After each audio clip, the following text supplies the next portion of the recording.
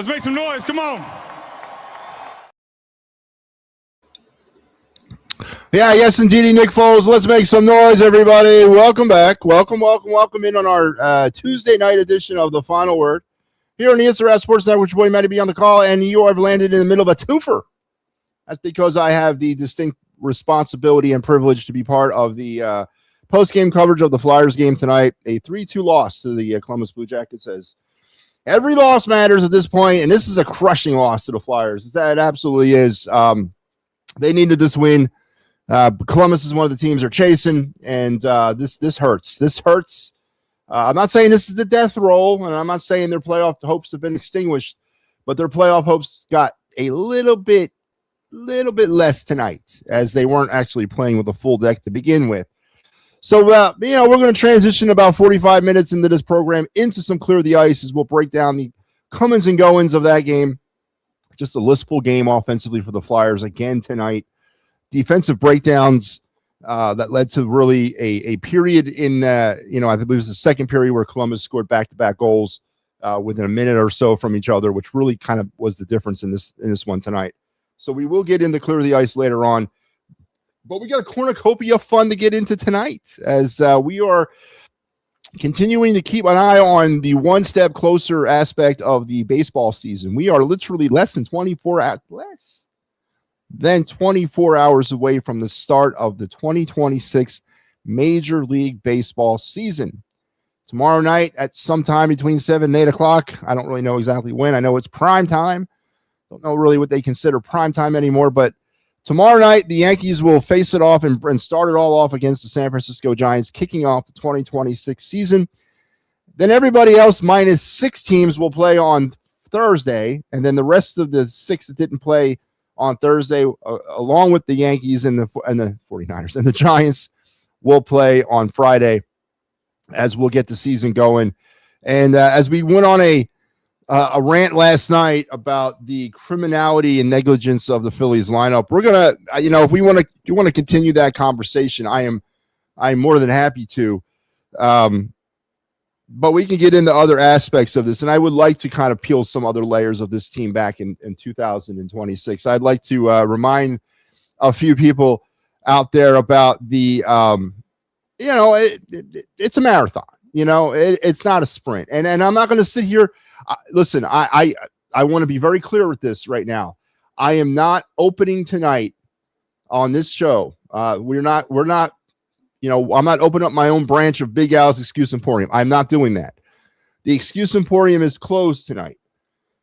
But I am going to give out some very, very fair and very accurate statements about a Major League Baseball season that I don't consider excuses. I really don't. But we'll get into some more Phillies talk tonight, of course, as that is the main topic. The main topic tonight, as it will probably be the main topic until sometime in, hopefully, early November.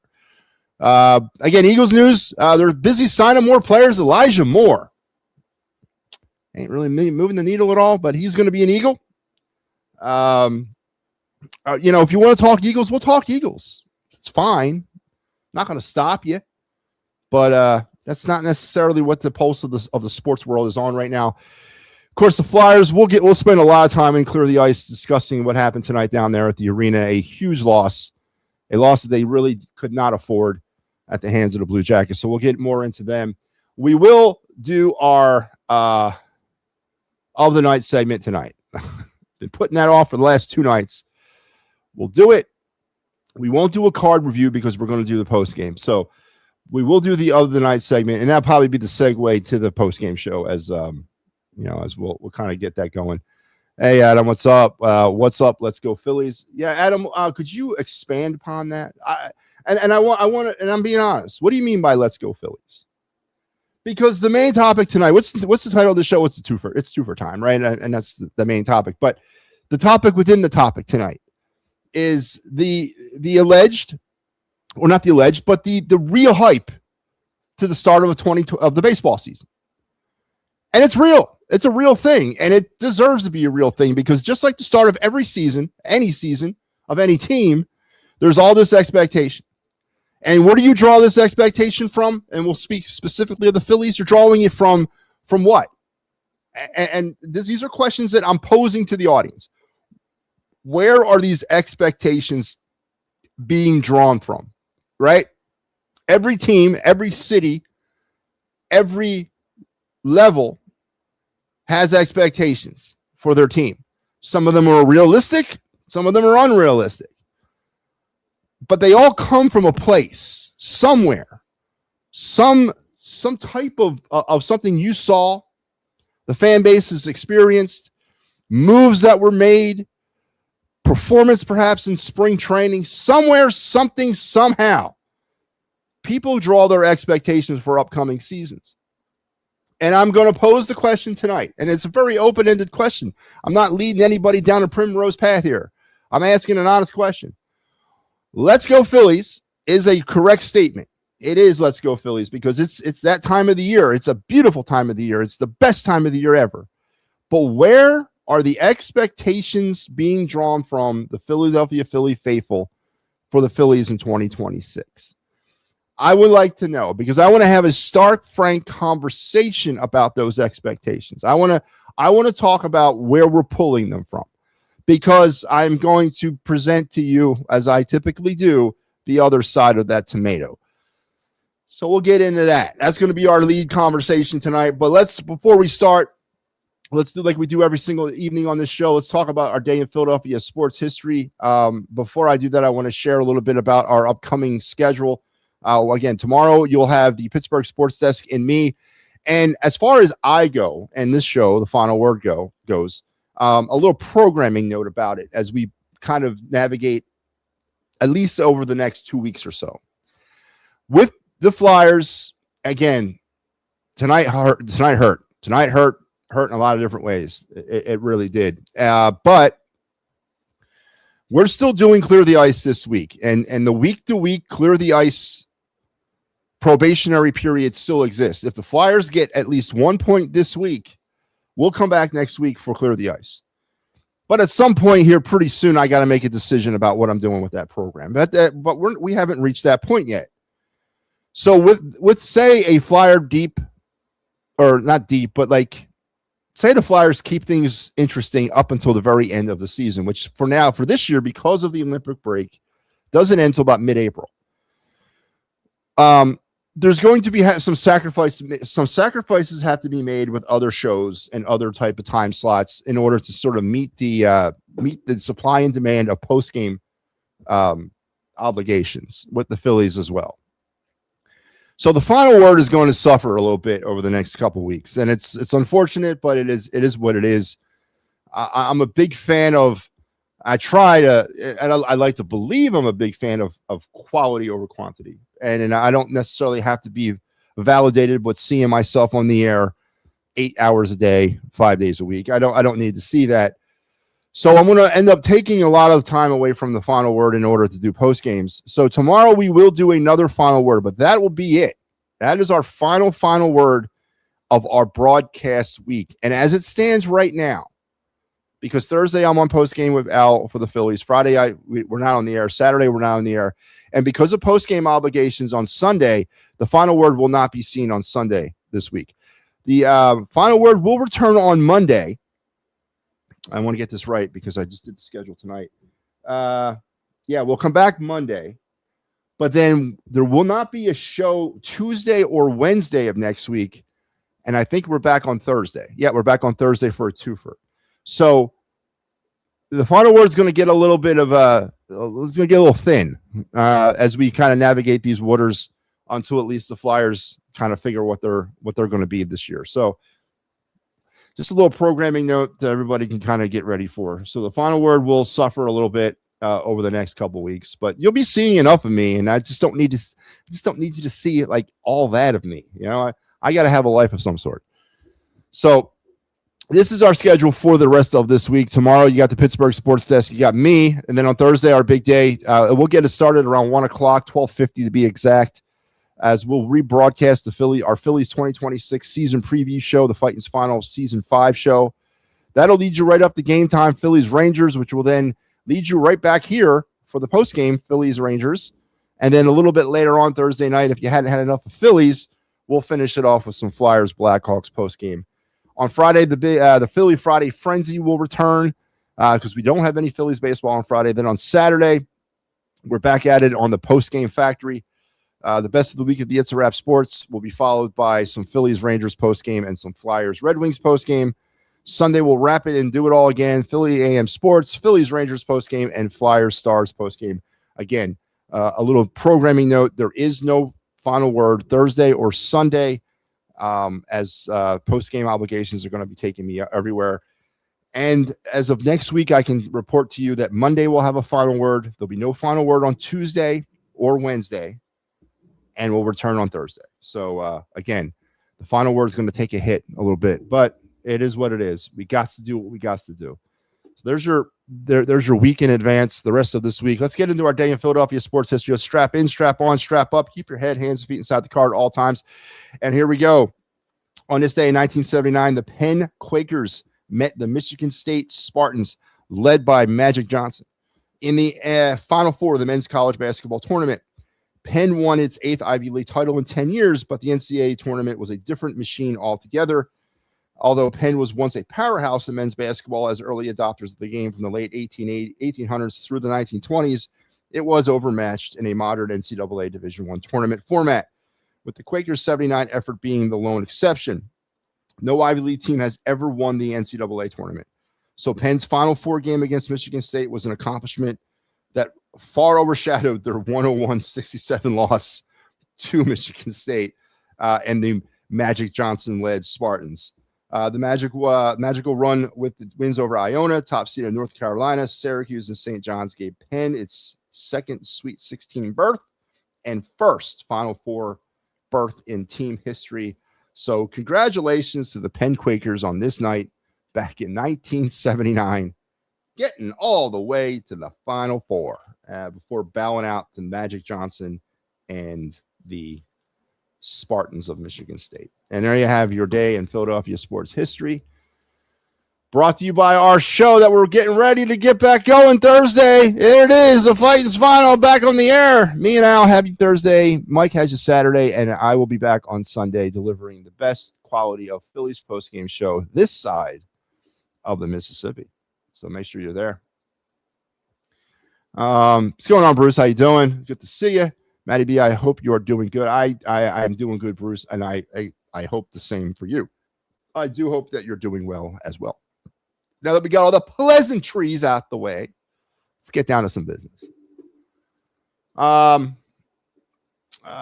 Bruce says he's excited for the Phillies in MLB again. Bruce, I echo that sentiment. I agree. I am excited for the Phillies, and I am also excited for Major League Baseball.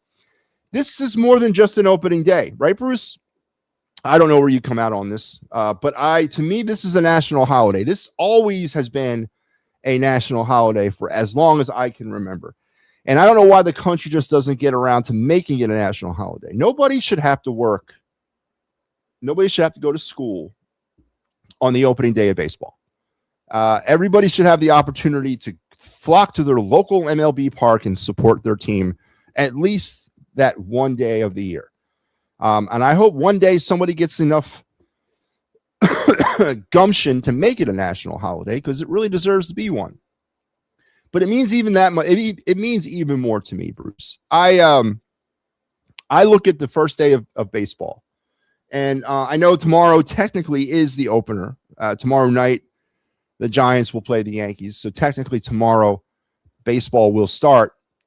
But the majority of the schedule won't get going until Thursday, and it'll be going around 1 o'clock. Actually, I think around 12 o'clock, and it will run all the way through till 10 o'clock tomorrow night, as you'll be having quadruple headers, triple headers on all kinds of different streaming services. I remember last year, I'll never forget this as long as I live.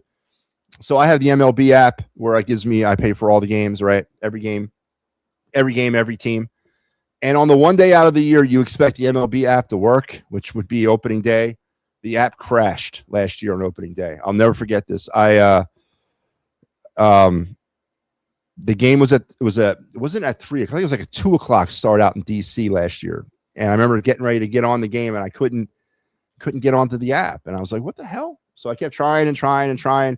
So eventually I went on the Google and I was like, is the MLB app down? And then all of a sudden it all popped up. Yeah, we're having problems. Thousands of people were reporting outages with the MLB app. So it took them probably, I think the game was joined around the third inning. Yeah, about the third inning of the opener. So they got the problem fixed by the third inning of the Phillies game. For our trouble, Major League Baseball sent us all the subscription holders a $25 Pro Shop gift certificate, which I'm $25 is $25. You can get a hat for that. So I'm not poo-pooing that, but I'm paying big money to watch all these games, and on the one day of the year that we expected to work, it didn't. I mean, it was pretty disheartening. So I'm cautiously optimistic that Thursday everything will be fine, but I don't think it'll be an issue. But yeah, I mean, it's so much more than just opening day of a season, right? It's just so much more. It's everything that's good about this country. It's everything that's good about this game. It's everything that's good about the national pastime that is baseball, to celebrate it around the country, and it also marks for me the beginning of the good time of the year. I hate winter. I hate early spring. I hate this time of the year. I can't stand it. It's cold. It's disgusting out. It just doesn't look pretty outside. But starting on Thursday is the beginning of the fun time, because better days are coming. And then, you get to the summer, and that's the great time. And then from the summer, you get into the early fall, and that's, football. And then you get into the holidays. I mean, it's just all one after another. This is the greatest time of the year for me. And I'm looking forward to celebrating it again this Thursday with the Phillies and the Rangers. But what Bruce is saying here is sort of what part of the show is for tonight. All right. So Bruce is saying he's excited for the Phillies. I feel it should be an American, and as American invented baseball, and we love baseball, it also outside after long. Yeah, I agree. It should be a national holiday. But I'm going to get back to Bruce's comment about being excited about the Phillies. So without putting aside the long winter, putting aside people's natural love for the game of baseball, putting aside all of that, why are you excited for the Phillies in 2026? That's the question of the night. I want to know why you're excited and what are the expectations of this baseball team, and why do you have those expectations? Because we see it time in and time again. And again, we did a 2-hour show on Sunday. Great show. And again, I want to thank Al and Mike for giving me 2 hours of their Sunday afternoon. And as I was listening, and I was purposely taking, because I was the host, so I was taking more of a middle of the road approach. As much as I can take in a middle of a road approach, I was taking that on Sunday because I was sort of the facilitator of the conversation. I wasn't going to, I was going to try not to interject too much of me into it. I wanted them to kind of have their dime on this. And what I sat there and I listened to, as expected, all right, we're two homers talking like all is forgiven, essentially, and that somehow this team has found the secret recipe for success. Mike Lowry even picked the Phillies to win the World Series. I don't know where he's basing that off of. I have no idea, because this is essentially the same team that's failed the last 4 years to win a World Series, and they're bringing back pretty much the same team. But yeah, he's going to pick them to win the World Series. Okay, that's great. But all the reasons that he gave me were typical Mike Lauro and Big Al homer reasons, right?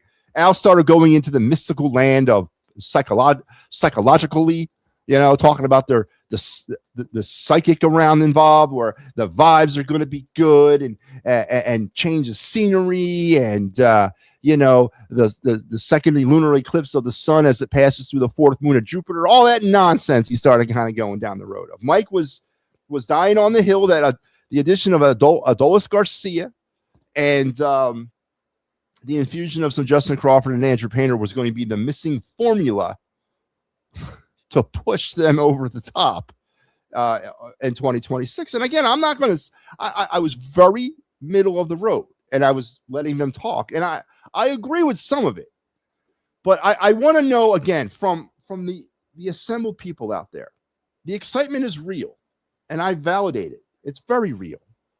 It's the beginning of the baseball season. It's the beginning of the Philly season. It's the beginning of the best time of the year. But what are the expectations that you have for the Phillies? And why do you have those expectations? Mind you, keeping in perspective that this is the same team that's failed in 25, that's failed in 24, that's failed in 23, and that's failed in 22. Keeping that perspective, because that's not hate talk. That's real talk. This is the same team. And what I mean by the same team, it's the same core. It's the same players that we've relied on year after year and that have come up short year after year. What is different about them this year? I predicted a trip back to the NLCS. I think they'll win a playoff series or two next year. I'm not predicting them to win the World Series. I'm not even predicting them to get to the World Series, because I don't necessarily believe in the DNA of this baseball team as of today. I don't. Hopefully, with some of the moves they've made, that DNA begins to change. But as I sit here in late March, getting ready to start the season, I can't talk myself into them winning a World Series. I can't. Because it's the same team that's failed year after year after year after year, with minor changes involved. You know, replace this guy for this guy, insert that guy for this guy. You know, go from Ranger Suarez to an unknown pitching prospect. There's just a little too much there for me to throw all my chips in the middle of the table and say World Series. Now, I do agree with Al when he said, and a lot of people say, it's World Series or bust, because this is what this team is built for. This team is built as a World Series or bust team. So anything short of a World Series appearance, in a lot of people's eyes, will be a bust. I say short of winning the World Series is a bust. But legitimately, what are the expectations of this baseball team based on what you have seen from this team? Because normally you could sit here and try to tell me, MattyB, you're crazy. How can you say from one year to the next what a team is going to look like based on the year prior? There's too much parity out there. There's too much change that goes on in the offseason. And normally I would agree with you. But not with this team. Not with the Phillies. As I flip my pen. Not with the Phillies. They haven't changed significantly enough. They're bringing back the same core of players. So the question I'm going to throw back, because it's going to lead us. We're getting there. We're going to bring it up a billion times from now to the end of the season. The same old Phillies, the same old home runner bust Phillies, the same old can't move a runner over to save your life Phillies, the same old can't lay down a sacrifice bunt, same old Phillies, the same old can we get a sac fly, just one? Can you hit a sac fly? Can you hit the ball to the other field just once to move somebody over? Same old Phillies. That conversation is going to be had again and again and again. What makes this different? Wait, Joe Hale's checking in. Joe, how you doing? Bruce says, MattyB, I can say why. Okay, here we go. Sanchez, Nola, Wheeler, Painter, Duran, Trey, Crawford, and hopefully Bryce, if he can stop being a baby, is why I'm so excited. Okay, now we're getting somewhere. Now let's try to break this apart. Sanchez has been on a not mediocre rise, but he's been on a rise since 2024, right? Solid 24. Had a blast of a 25, right? I mean, he stepped it up to another level in 2025, 100%. Earned himself that ace-like payday, right? Earned himself the title of de facto ace until Wheeler gets back, correct? I'll give you that. He also got lit up in the WBC. Finished the WBC with about a 13.45 ERA in 2 starts. Spring training starts, yes. Right? Not saying you shouldn't be excited about Sanchez. But can Sanchez continue this? Phillies think they can by giving him the money. But is Sanchez going to continue to pitch at the ace level? It has been known to happen quite a bit in Major League Baseball, where one pitcher performs a certain way one year and he doesn't necessarily replicate it again the next. Not saying that's what's going to happen to Sanchez, but we have one season of elite level pitching to base our expectations and hope off of Christopher Sanchez. He has not sustained it over any period of time. He hasn't done it like Paul Skeens has or Tariq Skubal has. He hasn't done that. Now, granted, it's because he just started this. I get you. And 24 was a very solid year. He went from a 5 to probably a 3 in 24. And in 25, he went from a 3 to a 1. So, yes, very substantial improvements along the way. There's a lot to be excited there, but there's nothing really to say it's a lock, right? He could struggle. He could come out, not have a good year. He could kind of plummet back down to earth. But yes, Sanchez is somebody you should be excited about. Aaron Nola, you're excited for a guy that finished last season with over 6 ERA, who really had velocity problems, command issues, lack of confidence about throwing any kind of breaking stuff.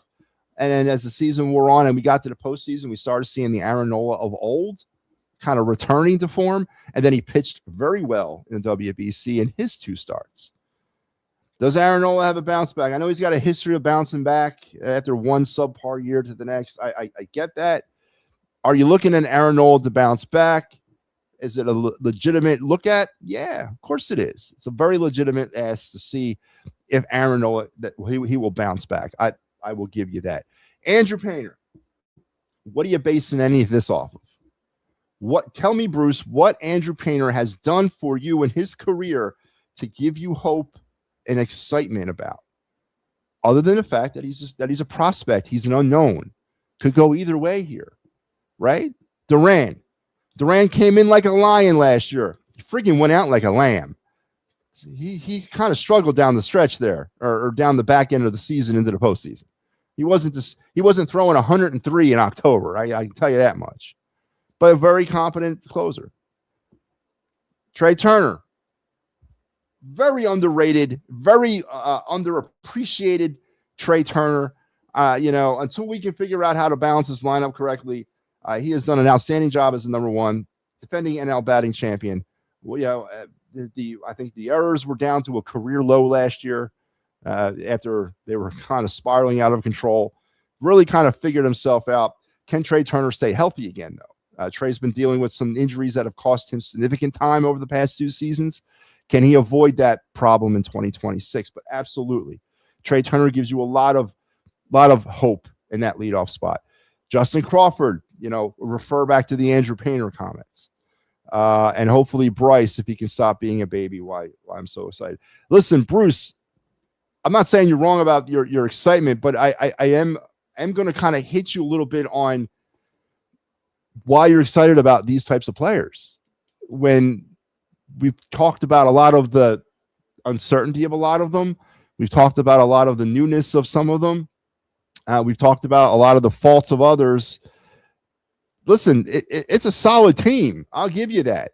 But is it a when you're pinning your hopes on a rookie in your lineup, a rookie in your starting rotation, another kind of revamped bullpen, you're hoping that your former number 2 returns to form. You're hoping your former number 3 continues to pitch like an ace. You're hoping that you can get a retread like Garcia, that he can bounce back and have something similar to what he was in 2023. You're hoping this, you're hoping that, you're praying that this happens, you're praying that that happens. Are the Los Angeles Dodgers doing that?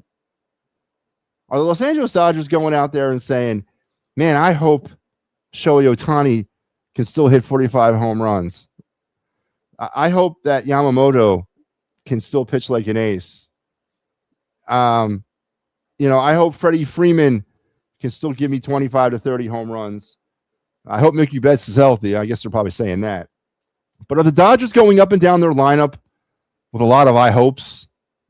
And if this guy bounces back, is there a lot of that talk going on about the Los Angeles Dodgers and their lineup? Is there a lot of talk about that maybe with the Toronto Blue Jays and their lineup? Right? I understand what you mean, and I'm not talking about the Phillies being a 60-win team and losing over 100 games. I'm not saying that. But I'm telling you, and I'm asking you, is this what a World Series contending team supposed to look like before the season? Are these the types of questions we're supposed to be talking about a team that's allegedly a World Series contender 2 days before the season starts? And maybe our expectations are misplaced. Maybe our expectations are misguided. Perhaps we should be looking at this more realistically. Perhaps we should be taking it one day at a time, one pitch at a time, one inning at a time, whatever. So again, what are the expectations? Bruce, is your expectation a World Series? MattyB, I am mainly only worried as I don't feel Thompson is a good manager. And if Bryce acts like a baby, we could have big problems. But now we have a new start, and we also have Crawford now. Okay, we have a new start. But new start. What do they say? Same circus, different clowns. I mean, it's the same circus, different clowns, man. I bet you I could probably replay this, Bruce. I could take this comment, go back in time, and show it in 25, show it in 24, show it in 23. And we would be like, yeah, okay, I'm buying in on that. At what point does this comment end with this group of Phillies players? At what point do we come to the realization that this is just not good enough, that they're not good enough, that they are a collection of very good players that don't mesh well together? And for whatever reason, this management team has failed to provide them any complementary players around them. At what point do we start saying that? Or do we constantly go into every year saying the same things? And how much more evidence do people need to see? I mean, 22, 23, 24, 20, 4 straight postseasons of regression. I mean, 22, they went to the World Series, but they've regressed every step of the way. How much more of that do we need to see to understand or say, as a fan base, this is not good enough? And again, I'm not trying to rain on your parade, because everything you say is correct. You should be excited. It's a new season. It's a new start.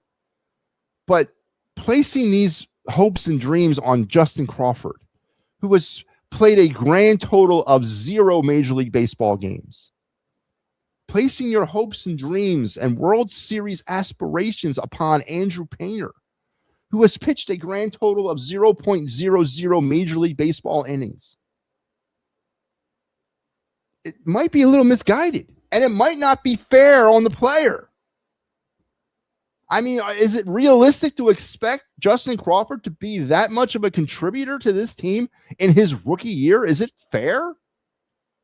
I'm not saying it's not possible, and I'm not saying it's not what you should think, but is it fair to put all your hopes and dreams in the Justin Crawford basket while forgetting about the Bryson Stotts of the world, the Bryce, or the not the Harpers, but the Alec Boehms of the world, and putting all this pressure on Justin Crawford?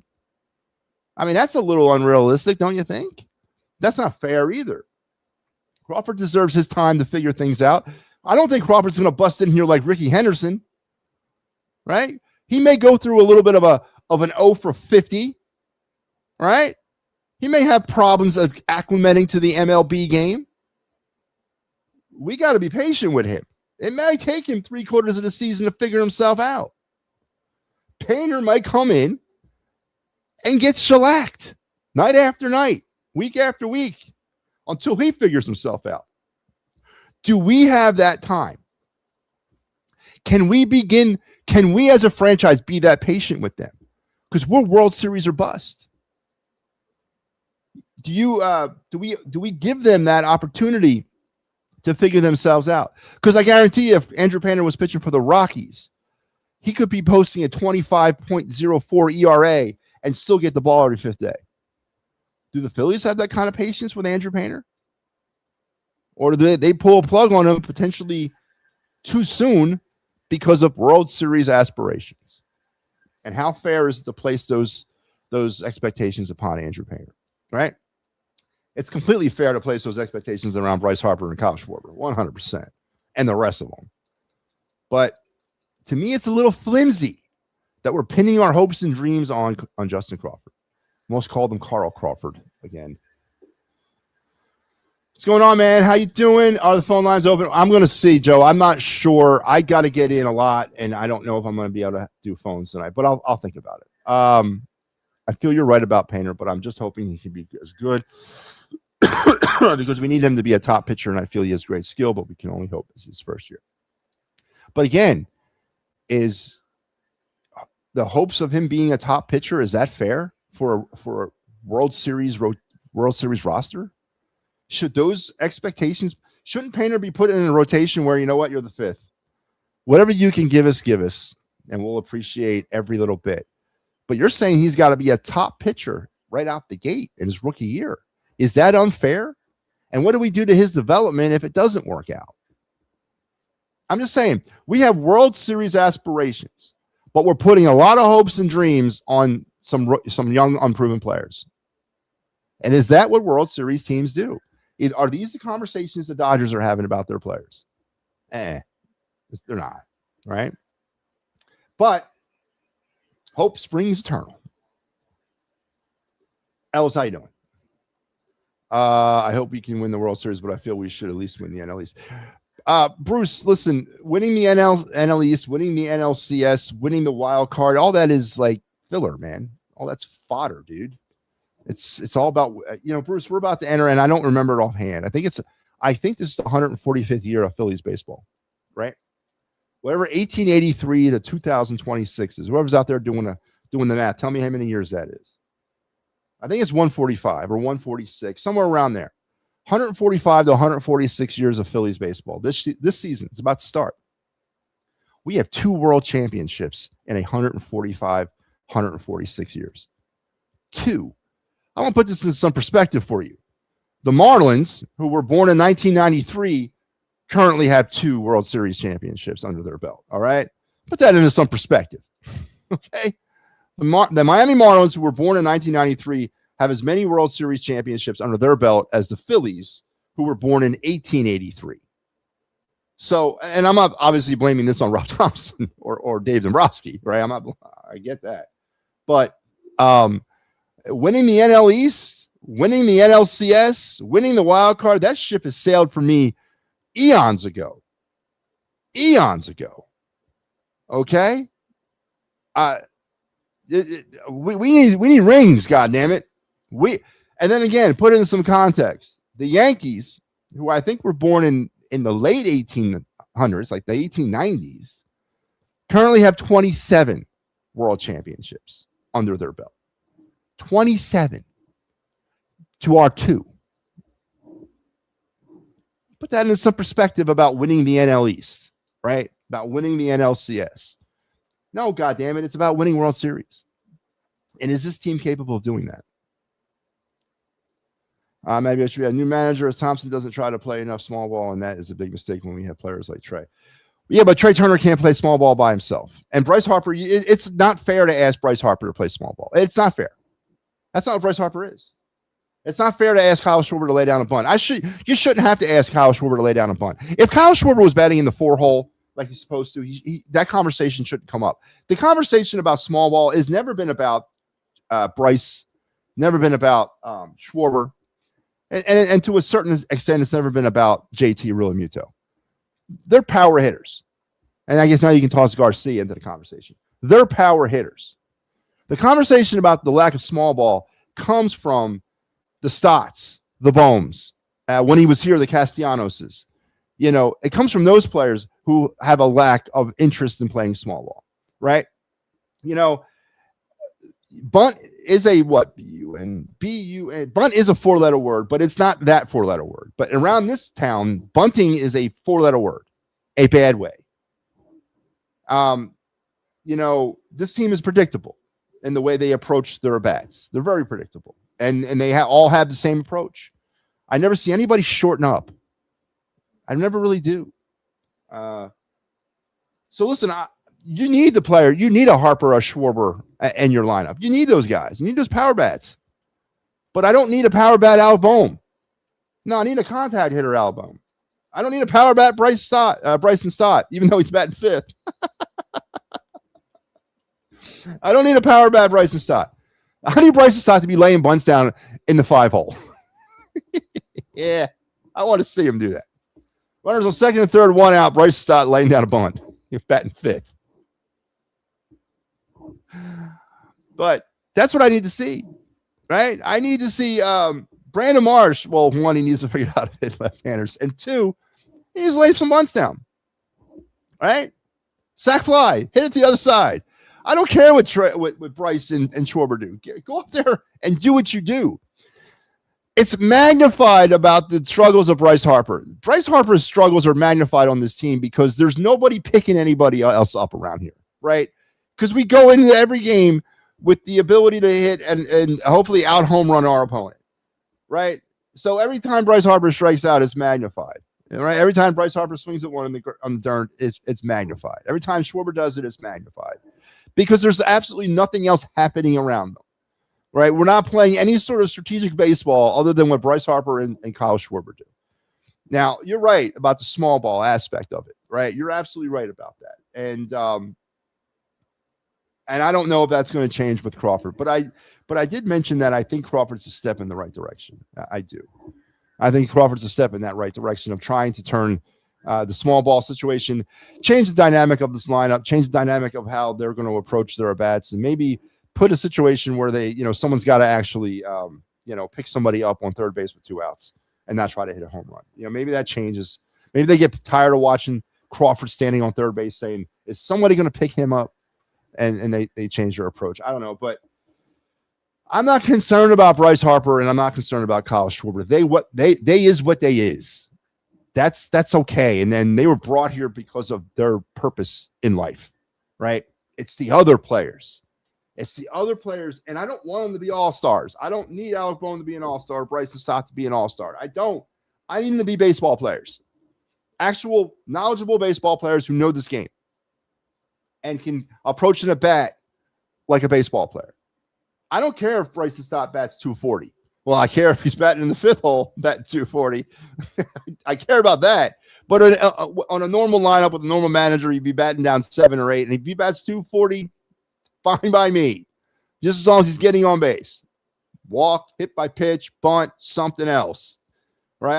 I don't care that Bryson Stott doesn't hit home runs. I don't care that Alec Bohm doesn't hit home runs. I don't care that Justin Crawford hits home runs. I don't even care if Trey Turner hits home runs, right? I don't. I care about Bryce Harper and Kyle Schwarber hitting home runs, and that's it. Everybody else, don't hit any home runs. Just get on base. Just get on base. Do your job, kid. That's all I care about. Problem is, we have a different philosophy here, right? We're going to score 13 runs in one game and hit 6 home runs, and then we're going to score 5 runs over the course of the next 6 games. That's what we do here, right? So, but and trust me, I'm not taking Rob Thompson off the hook. I blew a gasket yesterday when I saw that potential opening day lineup. And I'm still waiting to see if he actually has the friggin' stones to go through with it. JT's batting 8th. Bryson Stott's batting 5th. And listen, and I guess I can't blame Bryson Stott. Because if Rob Thompson or my manager came up to me and said, MattyB, you're going to bat 5th in my lineup. Huh? Rob, I haven't hit 25 career home runs. What are you putting me in the 5 hole for? I got confidence in you, kid. We know what that's going to do to me. That's going to turn me into mentally at least, a home run hitter. I'm not physically a home run hitter, and I never will be, but maybe mentally, because Rob Thompson has all this faith and confidence in me to put me in the 5 hole, I'm going to turn myself into a home run hitter. And I'm going to end up batting 111 with about 89 strikeouts. 75 hits and about 25 RBIs, because my manager had so much faith and confidence in me to stick me in the 5 hole because he thought I was a power hitter. And there's something to that. There's absolutely something to the Rob Thompson effect. Tomorrow, yes, I can open the lines tomorrow. I don't know if I'm going to get to the phones tonight because I still got to do the post game. How many wins for the Phillies this season? Ellis, I've said this over the course of the past week. It doesn't matter to me. Whatever it takes to get into the playoffs. If it takes 81 wins, 81's fine by me. If it takes 85, fine by me. If it takes 90, fine by me. I don't put any stock in 100 wins. I don't care. Whatever it takes to get to the playoffs. My expectation is not wins, it's World Series. And whatever you got to do in order to get into the tournament, into the dance, so to speak, fine. So I'm not really going to put a number on it. I'm not. I'll put the number of whatever they need to do to get to the playoffs as the 6th seed or 7th seed, I guess. Right? I don't really care. I'm not being fair to Painter and Crawford, but I won't be mad if they aren't greats as they are young. I mean, I don't think you would be mad, but again, it's not. To me, it's not about being mad or being upset or being happy or being sad or being toxic or being positive. No, it's just about being real. Of course, I hope for all the best of Andrew Painter and Justin Crawford. But my point of this whole conversation is, aren't we asking a lot? We're putting a lot on two players that have played a grand total between the two of them of 0 games in Major League Baseball. Aren't we giving them, we're as Michael Kaepernick would like to do, is throw them into the fire because that's what they are and they're athletes. And yes, but aren't we asking a lot of like hope is pinned on their sleeve, maybe unrealistically? And if they struggle, I mean, I don't want to think that Justin Crawford and Andrew Painter's struggle is going to, if that ends our season, then then obviously we didn't do the right thing by preparing this team correctly. Joe says 142 seasons. All right, that sounds kind of close. So George Steinberg tried 2 by the Cleveland Indians before he brought the Yankees. What? Will the phone lines be open? Probably not, Kaepernick. Not tonight. I still got to do post game. I'm already coming up on an hour, so we'll get to the phones tomorrow. I'm sorry. Got to try to maneuver a few different things in here. So I got clear of the ice duty tonight, so I'm probably going to transition right to that. 1 Turner, 1 Turner, Harper, Schwarber, Garcia, Bohm, Marsh, Stott, Crawford. This would be my lineup. Yeah, I mean,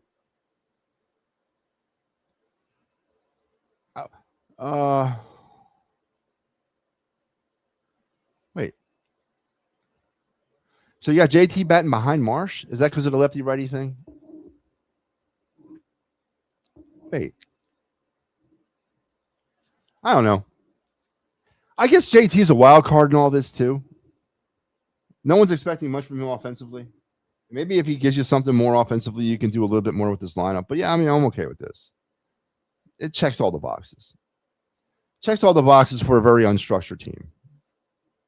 It's not the greatest lineup in the world. There is no such thing as the greatest lineup in the world for this team.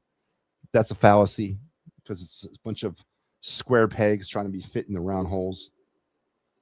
But we now have Trey and Crawford and Stott should be able to play small ball and maybe Bohm too. Okay, Bruce, again, I'm not disputing you, but Bryson Stott is currently your 5th hole hitter. Are we asking our number 5 hole hitter to play small ball? Are you asking your 5 hole hitter to lay down a bunt? Is that what you want him to do? I'm not saying you're wrong. And obviously I'm saying that Stott doesn't belong in the 5 hole. But it would be interesting if Stott gets up at bat with runners on base as the 5 hole hitter and lays down a bunt. It'd be very interesting. I mean, do you understand what I'm trying to say here? I get it. Stott should be playing small ball. But your manager, Rob Thompson, has awarded Bryson Stott with the 5th hole. And what is that going to do to Bryson? Bryson Stott's not thinking small ball batting 5th. No, man. Home run. I hear what you're saying, though. You're right. They should be playing small ball. But if I'm asking my number 5 hole hitter to lay down a bunt, we got problems beyond what we think we do. And again, you're right.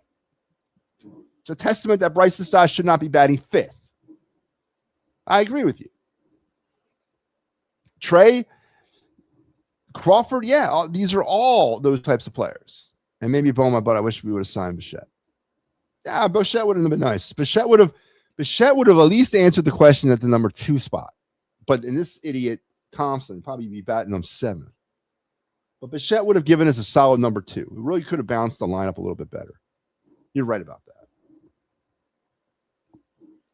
But am I asking Bryson Stott to lay down bunts in the 5 hole or play small ball as my 5th hole hitter? That's my point. That's all my point is. So the expectations are, I guess, World Series or bust. Is that what I'm? No one's actually said it though. I haven't got any World Series or bust expectations yet. What are your expectations? It should be World Series or bust. With the money that's invested, the time that's invested, the blood, sweat, and tears that I've provided over the last 4 years, it should be World Series or bust. Are we afraid to say that? Do people not believe that? As I hear a lot of talk about winning the NL East, a lot of talk about winning the NLCS, a lot of 95, 96 wins, 90 wins. No one's talking about the big cucumber, the grand poobah, the trophy, the chip. No one's talking about that. Why not?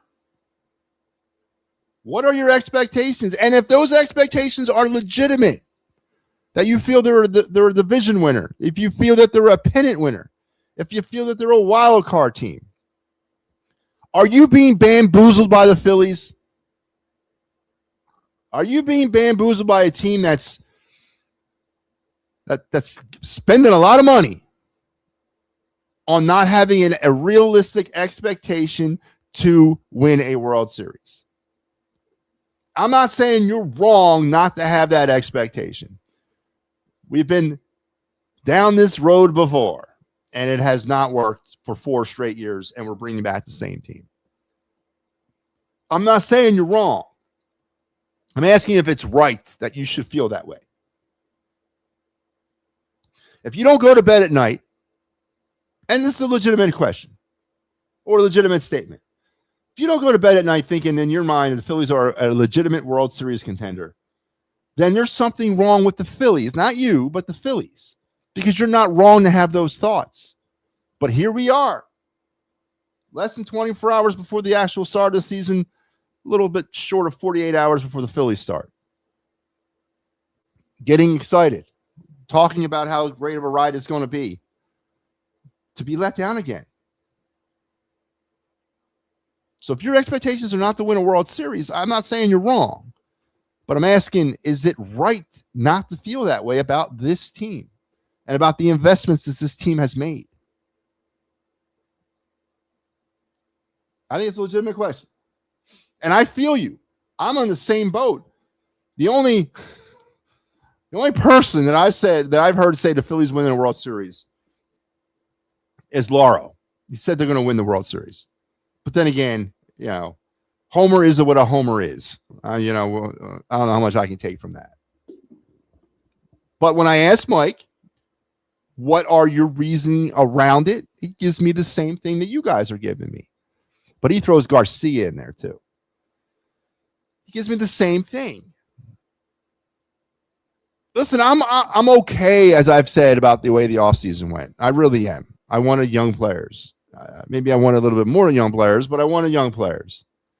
Rome's not built in a day. I understand that. And the way these contracts are stacked up with some of these players, you can't just move off of a Bryce Harper. And those of you out there who think that if this doesn't work this year, that the Phillies are going to wave a magic wand in 2027 and Bryce Harper is going to disappear, I don't understand what planet you're on. All right? Bryce Harper's not going anywhere unless Bryce Harper wants to go somewhere. Kyle Schwarber certainly isn't going anywhere. He just signed a 5-year contract. JT's under contract for 2 more years after this.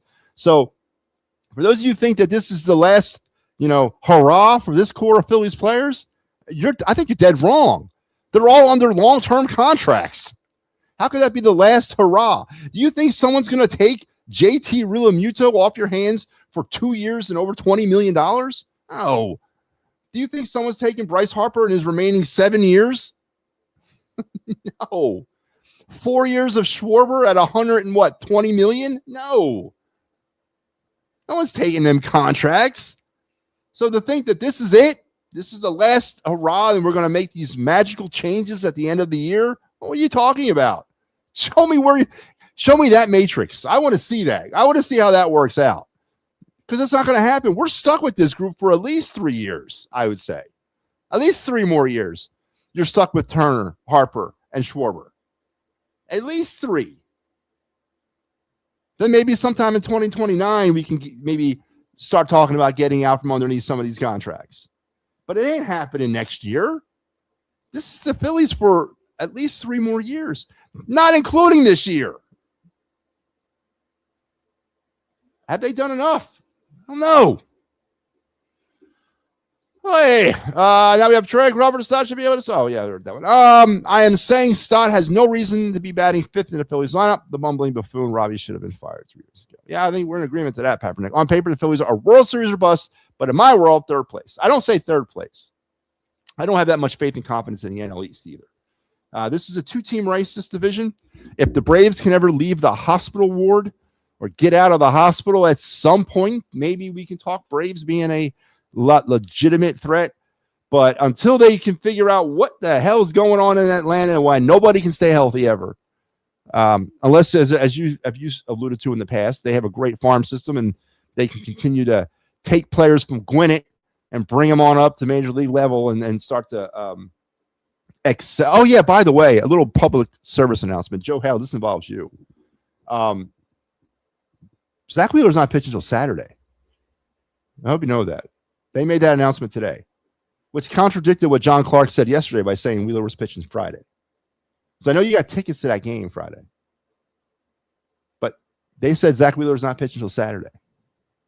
3 innings they're going to give him 3 innings up in Lehigh.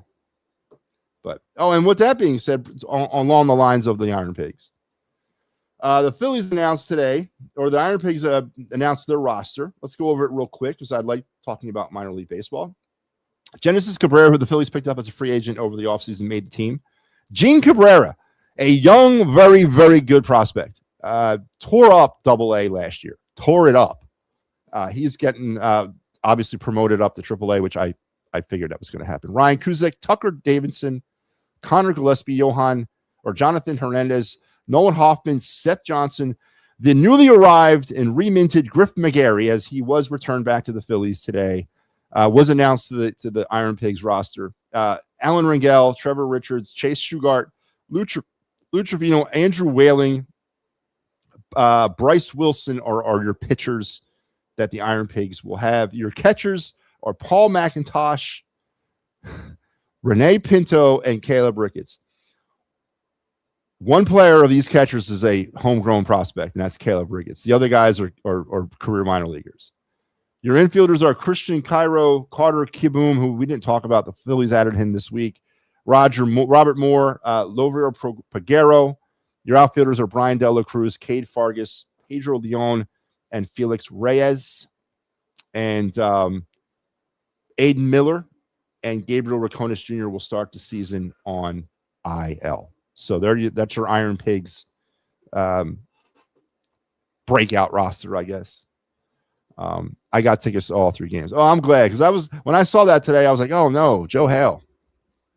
You got tickets for Friday and Zach Wheeler's not pitching. Well, I guess it makes sense if you think about the pomp and circumstance around opening day.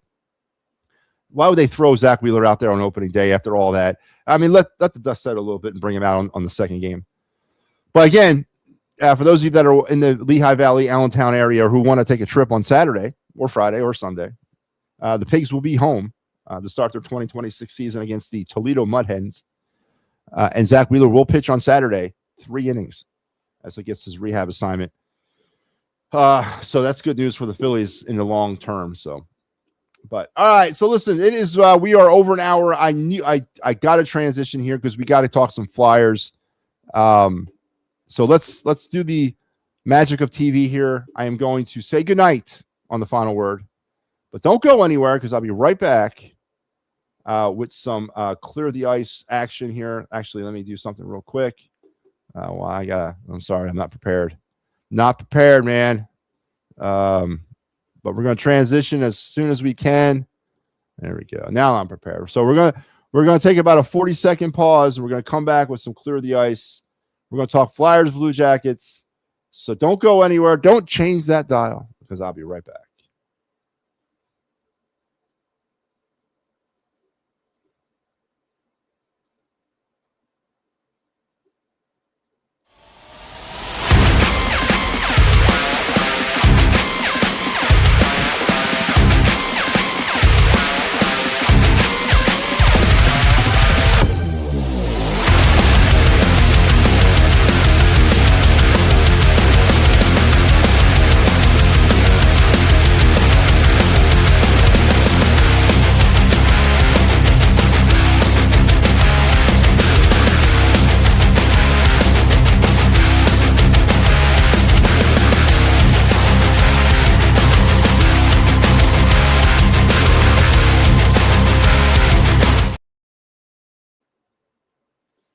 So we're back. Clear the Ice is now on the air. Welcome to the Clear the Ice, a Flyers post-game show. As Joe Hale says, he's got $25 tickets for all 3 games, each $25 a piece. Pretty good deal. Again, it's cheap, reasonable. All right, we're going to talk some Flyers hockey tonight down at the arena. The Flyers fell at the hands of the Columbus Blue Jackets in a game that they desperately needed to win. And a very lethargic offensive game for the Flyers tonight. Coupled with a few defensive breakdowns in this hockey game led to their demise at the hands of a team that's chasing. The Flyers, they were valiant at the end there with 5 minutes left. They battled back from a 3-1 deficit to get it close to 3-2, but some bad penalties at the end of the game just sort of kind of, cut them off at the kneecaps, and the Flyers fell tonight 3-2, sucking a lot of the wind out of their playoff balloon. And, again, as you already know from my standpoint, I know there's an outside shot that they're going to get in, and I know there's going to be meaningful hockey in April, and I'm all down for that. But tonight was a game that was pretty important for me, and not to say that the season's over. It isn't, but they made their journey up the hill a little bit more tougher tonight with that loss. So let's get into some of the numbers and some of the things that made this thing go round and round tonight down at the arena. We'll handle some administrative stuff as we always do on the post-game show. Columbus went without tonight. Miles Wood, Jake Christensen, Igor Zamula not in uniform tonight for the Columbus Blue Jackets, and Dmitry Varnarov for the Flyers. Garrett Wilson, Emil Andre, and Nikita Gerbenkin were the healthy scratch / non-availables tonight for the Philadelphia Flyers. In net for the Flyers, you had your boy Dan Vladar, who had himself a solid game. Dan played well. That little fluky goal there at the end, which ended up being the, difference in the game. I'm not really blaming him. That was a weird shot from a weird angle that took a weird bounce. Vladar faced 19 shots and finishes the day with an 8.42 save percentage. Yes, 19 shots is not a lot of work, and you would expect a little bit more from that. But as I mentioned, the defense did not give Dan Vladar much support tonight, as they let some really bad breakdowns happen in front of him. For the Blue Jackets, Grievous got to start 26 shots faced, and a .923 goal save percentage for him on this game. Let's move into this. Let's talk some Flyers. Blue Jackets. The Flyers would get things rolling in the positive direction tonight, as a unicorn was spotted down at the arena. Sean Couturier with his 8th goal of the year from Glendening and Ristolainen at the 17:07 mark, back end of the first period, to give the Flyers a shot in the arm and now 1-0 lead heading into the first intermission. But then it would all kind of crumble away for the Flyers in a span of about a minute and 30 seconds. First from Matej Oliver, his 15th from Zorinsky, and Servison to get it 1-1 at 44 seconds into the second period. You never want to give him up in the beginning of the periods. And then a goal that just made my head hurt. Zach Werenski.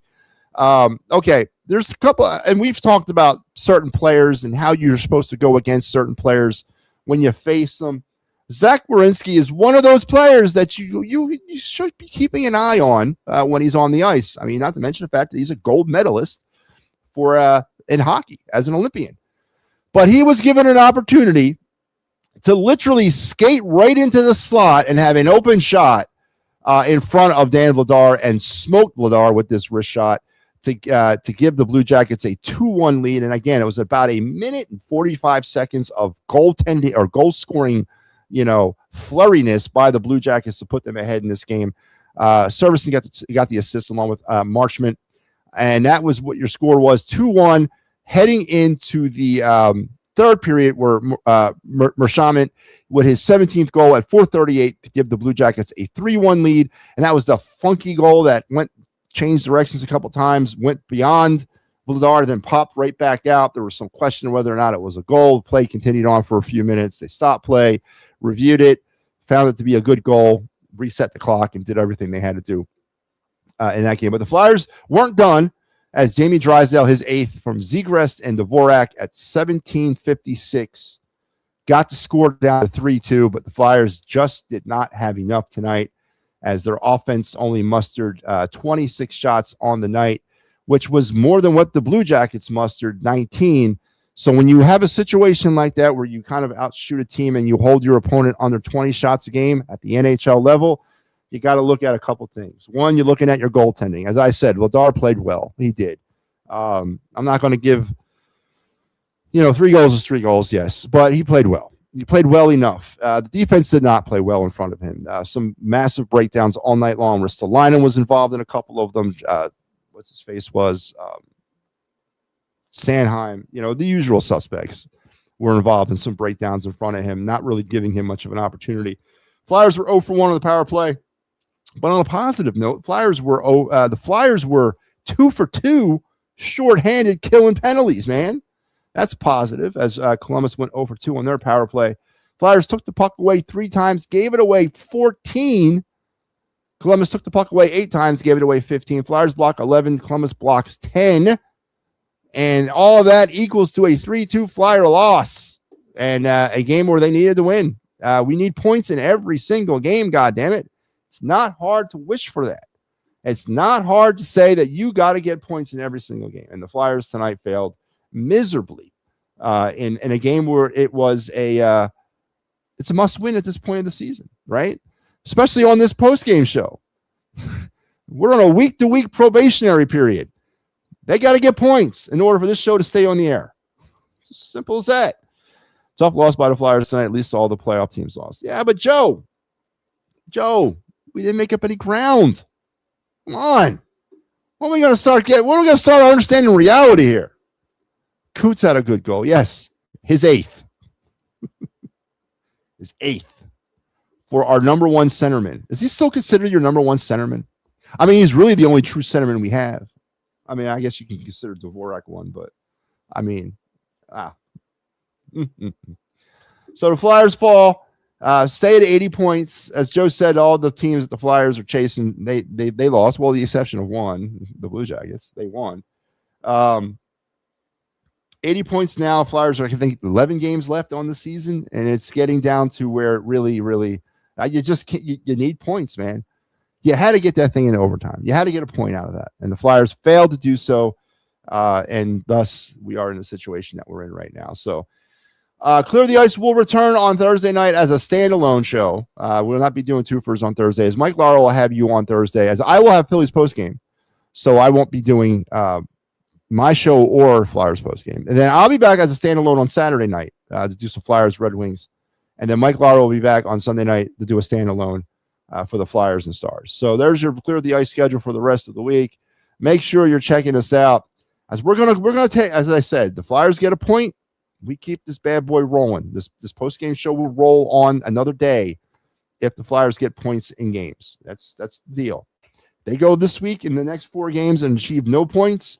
I'm gonna have to make that hard decision to pull the plug, because if they don't get any points in the next 3 games, they're not making the playoffs. So they're really not. But there you have it. 3-2 losers tonight. The Flyers were down there at the arena. And that is it. We're going to wrap up the post-game show. Yep, rapid fire post-game. That happens like that when you're doing a twofer. When I'm back Saturday night, I am going to get back into breaking down goals, because I miss doing that. I really do miss breaking goals down. So we're going to start breaking goals down on Saturday night. I promise you that. But we'll have to wait till Saturday. So thank you for being part of the Clear the Ice program. Also, thank you for those that tuned in for the final word. We didn't do the Of the Night segment yet again. It's now becoming a thing here, right?